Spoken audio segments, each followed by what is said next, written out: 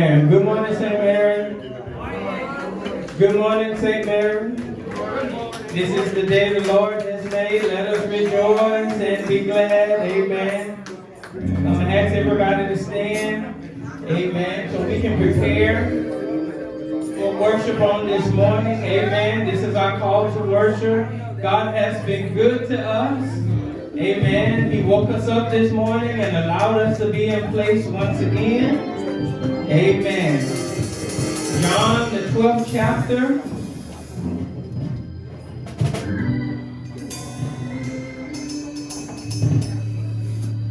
Verse 12. The Word of God says, on the next day, much people that will come to the feast, when they heard that Jesus was coming to Jerusalem, took branches of palm trees and went forth to meet him and cried, Hosanna!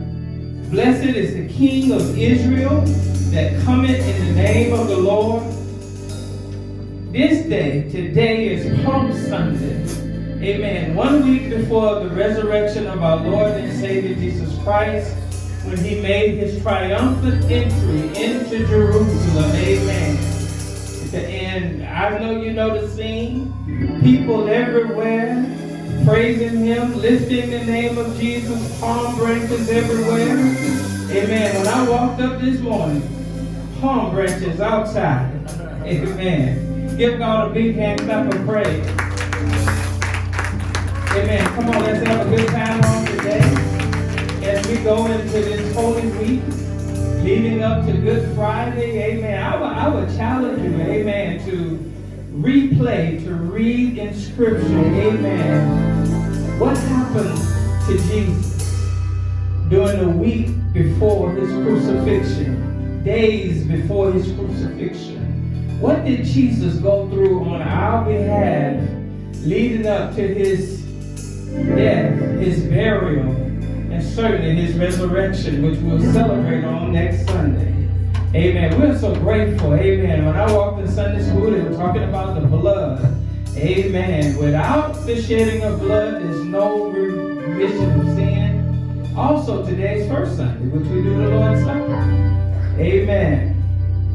We can't forget what Jesus did for us on that cross. He took your place. He took my place. Amen. So, we came to have a good time today. Amen. Join in with us with just a little talk with Jesus. Every now and then, in fact, not every now and then, every day, all the time, several times a day, we need to talk with the Lord. Come on, join in with us.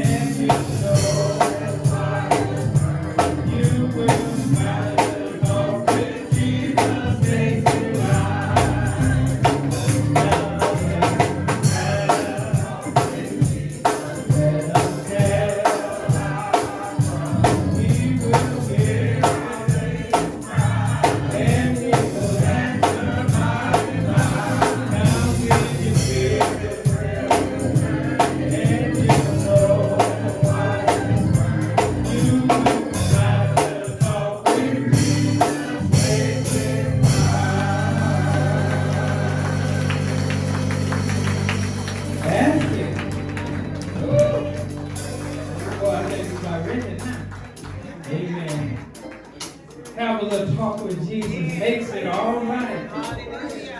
One thing I found out, it don't matter what you bring to him. You can bring it to him. You know how sometimes you be scared to tell your mama something, scared to tell your daddy something, amen, you might have did something. You can tell Jesus anything, amen, and it's going to be all right. That's the blood. One more time. Let us talk with Jesus. Let us tell. He will hear. And he will answer by and you know. You will find the talk with Jesus. Take the down there.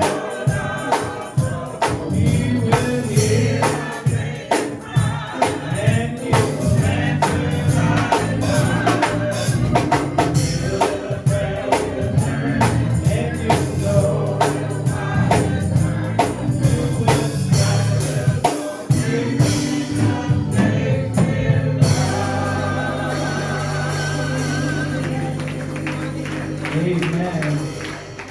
Thank you so much. Amen. For joining in with us for our opening hymn on this Palm Sunday. Amen. We want to welcome each of you, both those of you who are worshiping with us in the sanctuary, and certainly those of you who are participating through social media. Welcome to our worship services. Amen. At St. Mary Missionary Baptist Church. I'm looking around. Do we have any guests this morning worshiping with us in the sanctuary? Are there any guests? Amen. It's just family. Amen. It's certainly good to see y'all. It's good to see each of you on this day. Just a couple of announcements. Amen. On this Tuesday, amen, we will have a preaching service. Amen. We've somewhat suspended our Bible study teaching. As you know, we were studying in the Gospel of Matthew. Amen. For one more Tuesday leading up to Easter. Amen. So come on out at 7 p.m. Amen. For our Tuesday night worship services on this coming Tuesday. Women's ministry outing. Please see Sister Shamika Walden for details about attending the concert at the Calvary Orlando Church. The date is April 27 at 7 p.m. Particularly if you're over the age of 60, please see Sister Shamika Walden. We want to start announcing right now, so we give you time because we know how busy you are on Sundays, but we want to let you know about our pastor's anniversary. Amen. Which is every year in the month of June on the fourth Sunday. So we're asking you right now today, please mark your calendars for the fourth Sunday in June, which is June 26th at our 10 a.m. services. Amen. For Pastor John C. Simmons, your pastor, my pastor. Amen. Come on, come on, let's celebrate right now. For the great man of God has blessed us with. Amen. That's right. You should sing. Because everybody don't have a good time. Amen. You don't mind following a pastor who follows God. In fact, that's what the Word of God says. Follow him as he follows the Lord. So mark your calendars. Amen. Because one of the things we don't want to do, we're going to have guests in the house. Amen. We don't want our guests to outnumber us. Amen. Think about it. If you have company in your house, it's more them than you. That don't fit, right? No, that don't sound good. Amen. A big thank you to Deacons Pelham and Deacon Jones for their efforts on the outside appearance of our church. I don't know if you noticed it. I kind of notice things that are different. I don't know, this is the way my mind works. Things are the norm, it might go right over my head. But palms are outside, all in the yard. Amen. So give God praise for Deacons Pelham and Deacon Jones for their efforts on the outside.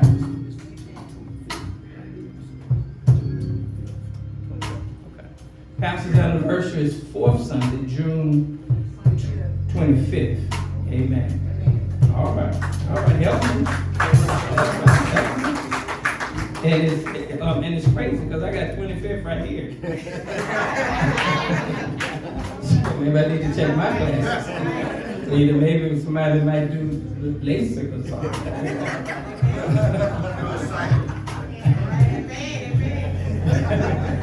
Because there is LASIK surgery going around here. Folk can see the fly on the wall. Some folk can see around the corner. Amazing. Okay? Come on, y'all gotta stop. We in church. We in church. We ask that you share these Sunday services, which, as you know, on social media, but we want you to put it on your social media page or share with your contacts. Amen. And that way the gospel is spread even more. Amen. We know people are watching, but if you share our services on your outlet or your page, amen, it will grow and go out even further. For prayers, keep in mind prayers for the sick and for the bereaved, for the unsaved, and certainly for those who are less fortunate. Last but not least, we thank God for your giving, amen, out of obedience, amen. I don't see us as a begging church, but I see us as a teaching church, amen. We share with you what thus said the Lord through his word, amen. We know that if we are obedient to God's word, blessings will come. And that's what has happened. So thank you for your giving out of obedience to what thus says the Lord. We know whatever we have, God blessed us with it in the first place. So ways to give here at St. Mary, we certainly give using our Giveify app. You can mail the check to the church at 9000 Boyce Avenue, Orlando, Florida, 32824. You can go to our church website, or if you're here in person and you just gotta put it in a basket, amen. We have an offering box to my left in the corner, amen. So thank you for that. Thank you for all you do. Thank God as we go into Holy Week. Looking forward to Good Friday and all those days, and just walking through remembrance with what Jesus went through on our behalf. Amen. We know he was hung, he bled, he died, he was buried, and stayed in a borrowed tomb for 3 days. And we know that early Sunday morning on Resurrection Sunday, amen, he got up with all power. But that's for us. That's for you. That's for me. He took our place on the cross. He shed his blood for sins of everyone in the world. Those who had lived before him. Those who were alive then, and for us who had yet to be born. So we give God praise for that, and we're excited. So we ask you to stand as we prepare to sing and usher in. Well, the Holy Spirit's already here. We don't have to usher Holy Spirit, but we're going to prepare to sing before the preaching. Give God praise for our pastor. Pray with and much for him. None other than Pastor John C. Simmons as he prepares to share the word of God with us on today. Amen.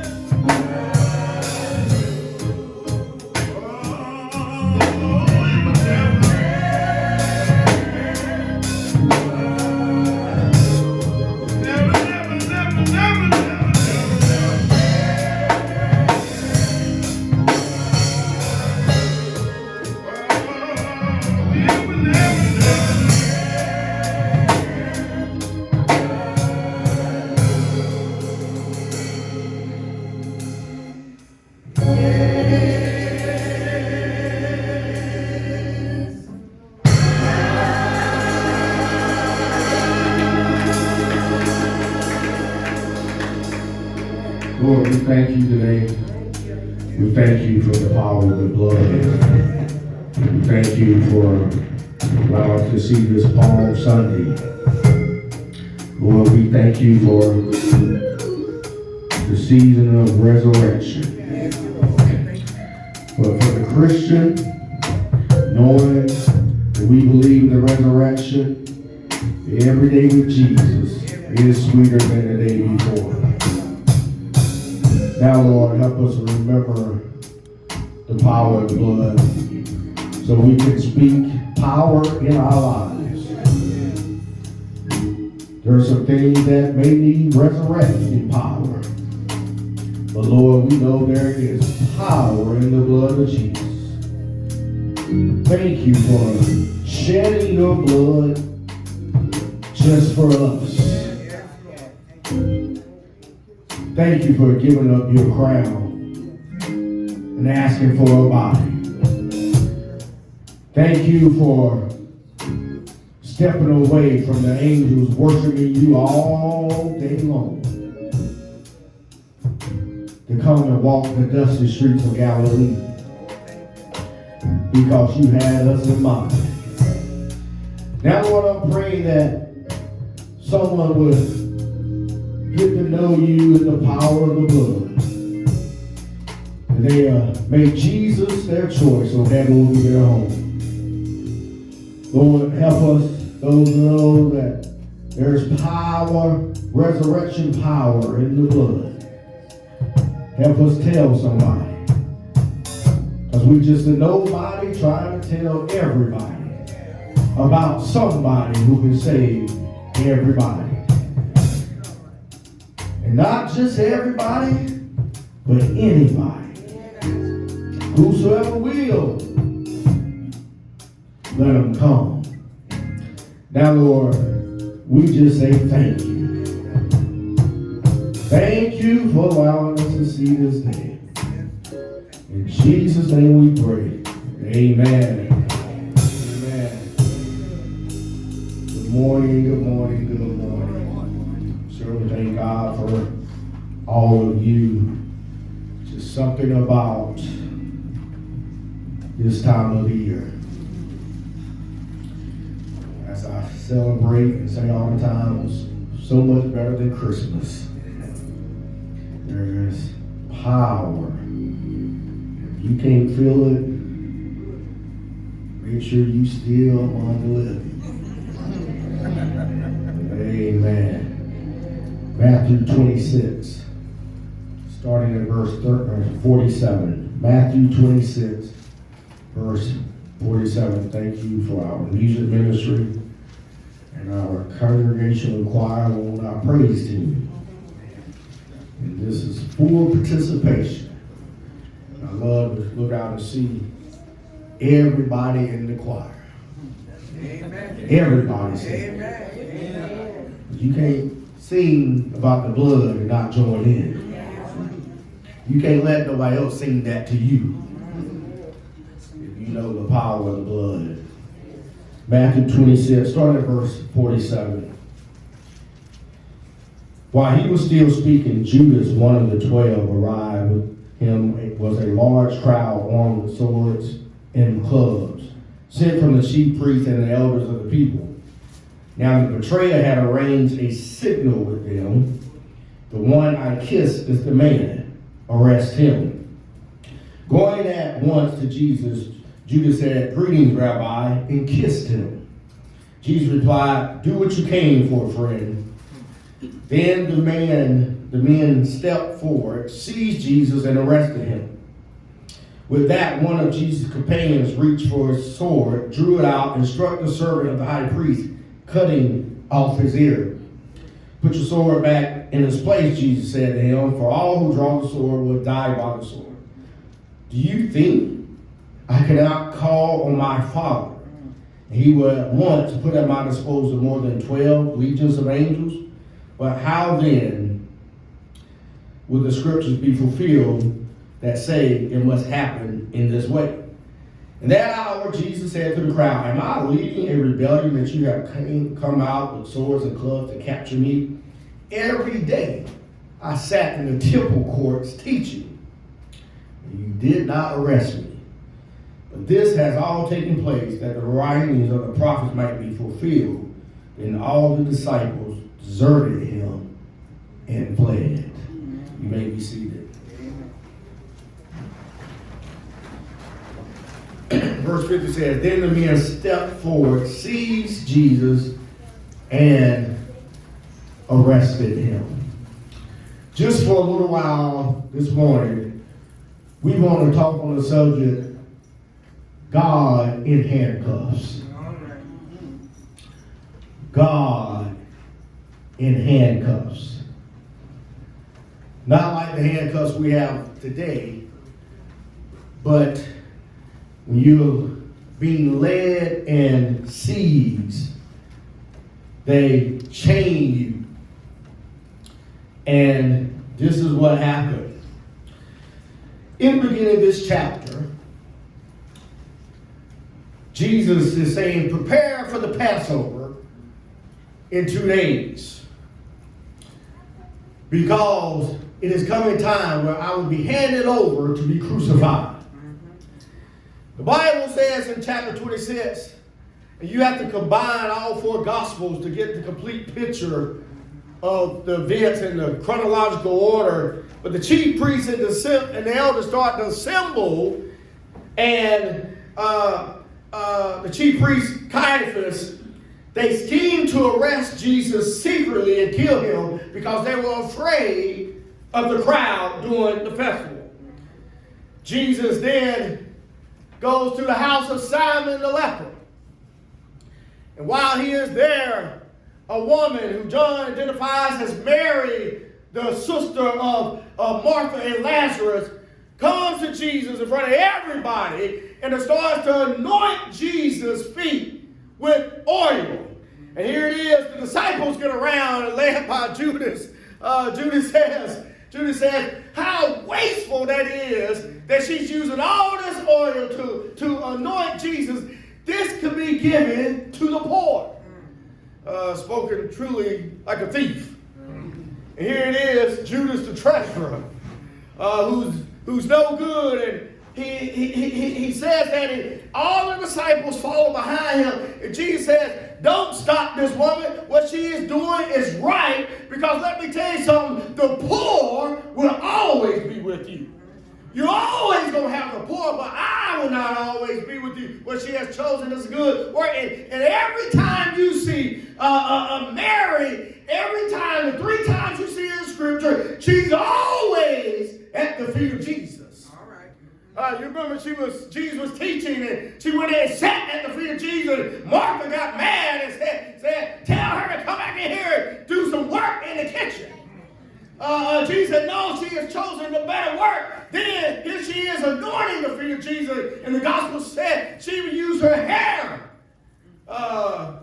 to dry the oil on his feet. And then we see her again when she sees Jesus, and she runs out to Jesus and she falls at his feet and said, Jesus, if you hadn't been here, my brother Lazarus wouldn't have died. Here it is.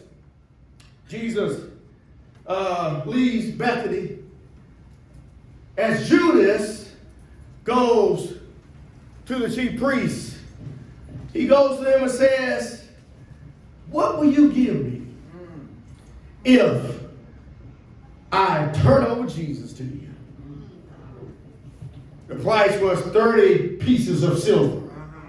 Judas took those 30 pieces of silver and awaited a time where he could turn over Jesus.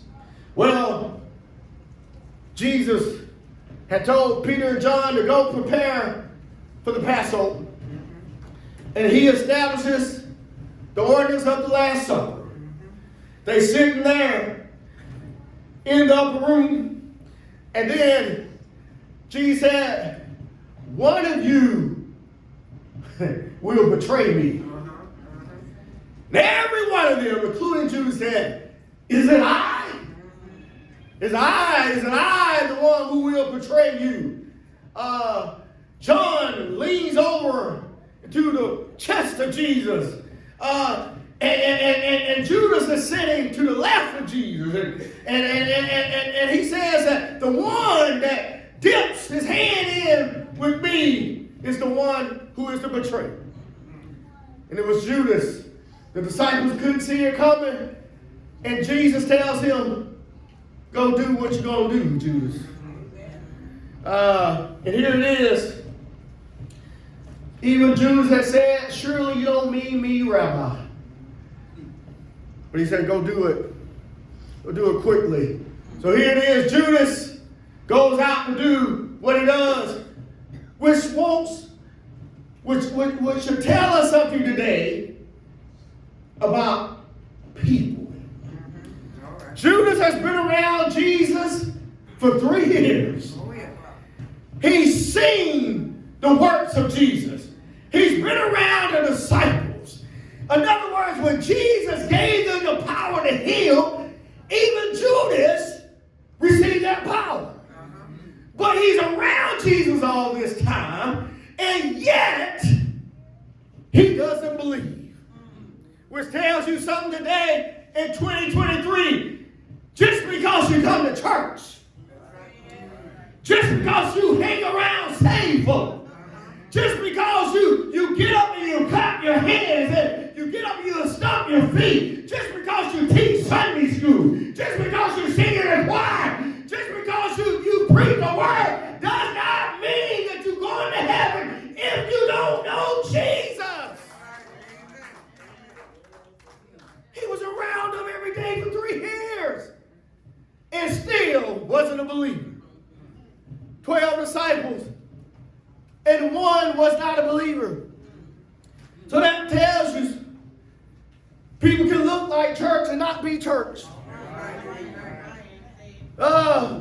Judas goes out and he says to them, I will wait to the right time and I'll tell you where he is. I will bring you to him and I'll give you a sign, the one who I kiss. And here it is. Jesus leaves the Lord's Supper after they have sung a hymn. And he goes to the Mount of Olives, which has a private garden called Simmons. And Judas knew that this was the place where Jesus would go to steal away. And here it is. Peter, James, and John, he takes with him inside, deeper into the garden. And while he is there, he tells them to watch and pray. And here it is. Right after Peter had told him, and the disciples had all declared, we ain't going to leave you. We're going to stand there. And Peter had already said, I will not deny you.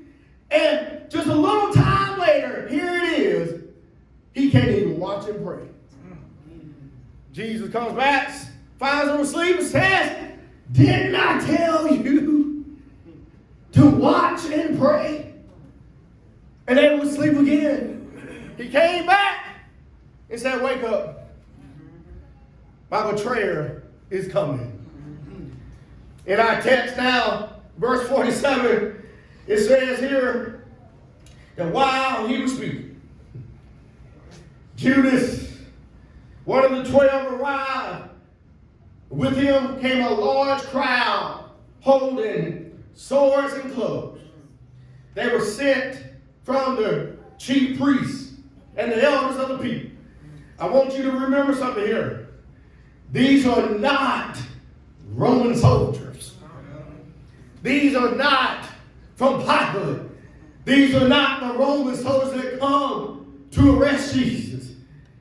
These are his own people who come from orders of the temple to go down and arrest Jesus.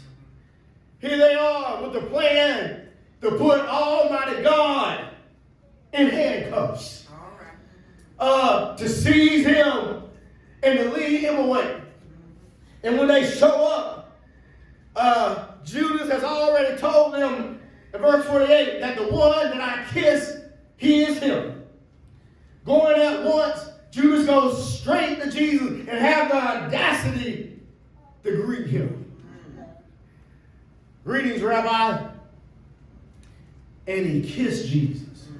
The Greek word says that the Greek verb actually meant he kept kissing Jesus. And here it is, when a kiss becomes a weapon. The kiss became a weapon. A weapon to attack God. And here he is, after he's kissed Jesus. The men step forward, seize Jesus, and arrest him. This verse of scripture, I don't want you to read this and go by it. I want to paint a picture this morning. All right, go ahead, Pastor. God, Almighty God, God the deliverer, God the healer, God the lover of our soul, God the Prince of Peace, God the doctor in the sick room, the lawyer in the courtroom, God who created the universe, God who puts breath in our lungs, in our lungs constrict and expand, God who put the bow tie around the turkey's neck, God who put the sun in space, God who put the moon in its place, God who gave the kangaroo his hop, God who gave the rooster his crow, God who allowed the serpent to slipper up, God who gave the coyote his howl, gave the hyena his laugh, gave the elephant his trunk, gave the giraffe his neck, gave man life out of the dust of the ground. God is now in handcuffs. God, that God who came to see about you, who came late in the midnight hour, when you have got tears in your eye, that same God that shows up every Sunday to meet with you here in St. Mary, that same God that you called on in the kitchen, that same God you called on in your bedroom, that same God that you washed up in your car, now is in handcuffs. Can't you see it? Let me tell you something. Let me really break this down. I've done things that I should have been in handcuffs for. I just didn't get caught. Well, Some of you have done things that you could have been in handcuffs. all right. But I want you to see, instead of us being in handcuffs, God says, put me in handcuffs. That should have been us. That should have been us going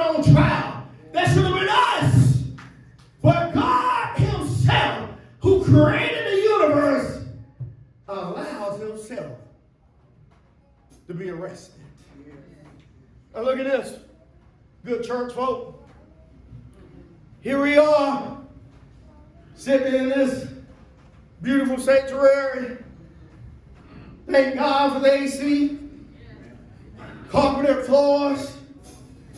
Here it is. Many of us are sitting in here without a criminal record. Done things that we should have had a record. But God has a record now. He's arrested like a common thief. So here it is. God's going to go to jail. God's going to have a record. He is looked at as a criminal. And here it is in the garden. He allows himself to stand in our place. Well, some of us used to be about that life. You know that life. You would really get with somebody. You know, before God changed us from that life, you wouldn't let nobody say nothing to you. You was always up for a fight. You always tell people exactly how you feel because you was about that life. And you live by the motto, I wish somebody would. That's how you live every day. And let me tell you, it didn't have to be a stranger. You wouldn't even let nobody who you love do you any kind of wrong. You were ready to cuss people out, ready to tell people where they could go, because you was about that life. Here it is, Peter. He about that life. Peter said, oh no, we ain't going down like that. Peter, who's later identified in other gospels, Peter is the one that takes a sword and chops the chief priest's soldier's ear off. The author Warren Wiersbe said, if Jesus hadn't healed his ear, there was a possibility there would have been 4 crosses on Calvary. The other one would have been for Peter. But Jesus takes his hand and heals the man's ear. And he tells Peter, that ain't the way we're doing it. We ain't about that life. That's not how we do it. And see, thank God, we're not about that life no more. Thank God, that's our old nature. Thank God that even today, sometimes we wish we could get mad. But we got a certain peace that we can't even go there with folks. Sometimes we wish we could tell them how we really feel. But it's not even bothering you. Sometimes you wish they're going to think I'm weak if I don't go off. But you can't even do it because now you ain't about that life. Now you so weird these days that people can mistreat you and you got the audacity to even pray for them. Because how many of you know when you encounter Jesus, when you really meet Jesus, when Jesus shows up in your life, you will never be the same. You came to Jesus just as you was, but when you met him, you left a different person. You not the same hellraiser no more. Now you got peace that you don't even understand. People knew you could raise hand. Now they look at you and they say, oh, that person about to get it. But they don't know you had an encounter with the Prince of Peace. So now, no matter what goes on in your life, you get snuggled up in your bed, flip the pillow over to the cool side, pull that cover up, and say, baby, I ain't worried about nothing, because I know the Prince of Peace. And how many of you know, ain't nothing like peace, ain't nothing like it. I'm so glad we got to know the Prince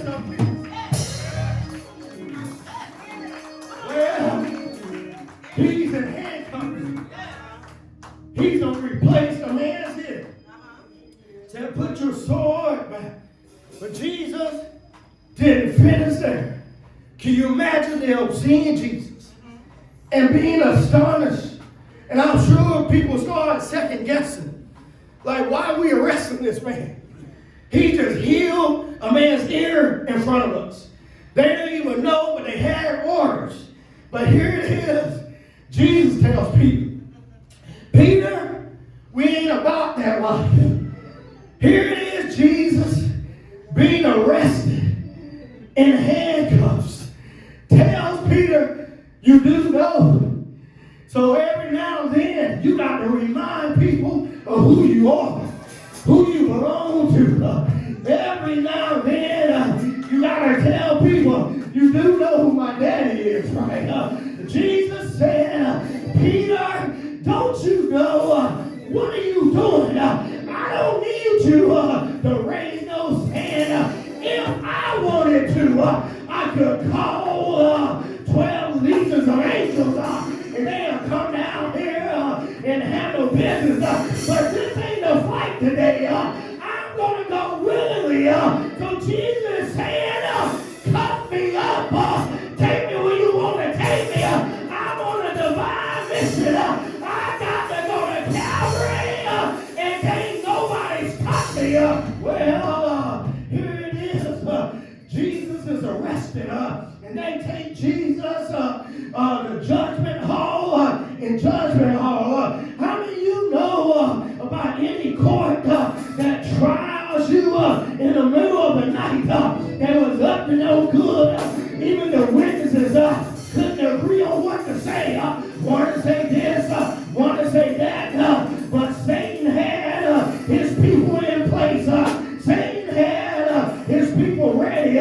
But Jesus didn't say a mumbling word. They slapped him. They mocked him. They plucked his beard. They whipped him all night long.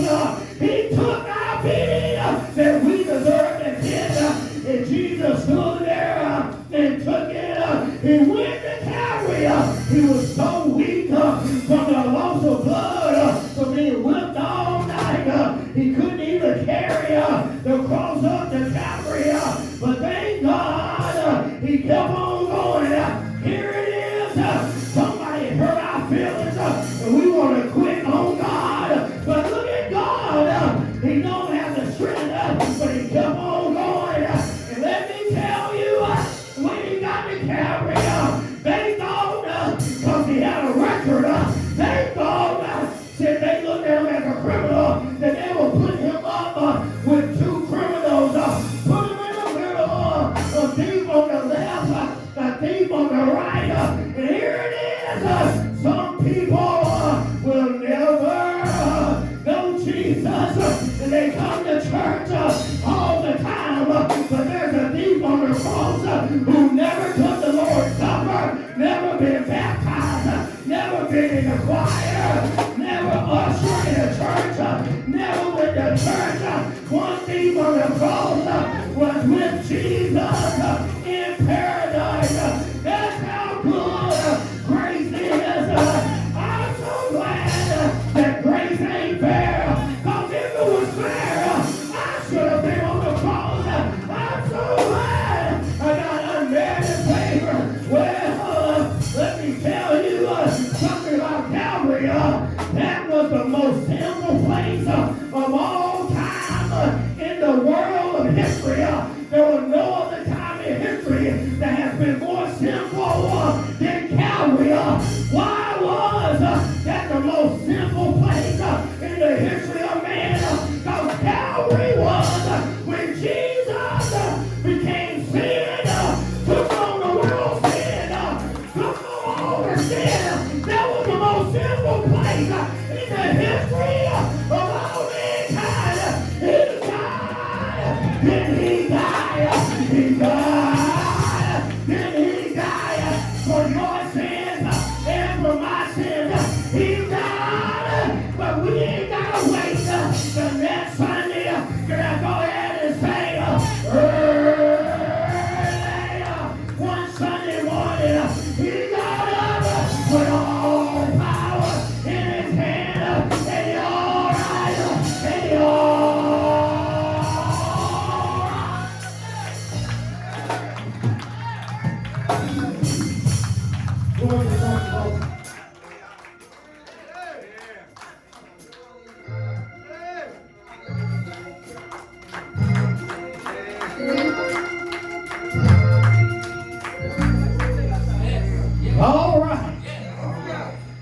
He's all right, y'all.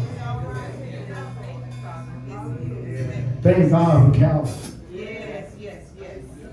It's power in the blood. Yes, it is. Yes. So much power. It was at the cross my first saw the light. Burdens of my heart rolled away. There by faith I received my sight. Now I am happy all the day. Thank God for the cross. Come to be a member of this church. You come to give your life to Jesus Christ. Come as Catholic baptism, letter Christian experience. If you listen on social media, you can put it in the comments. The doors of church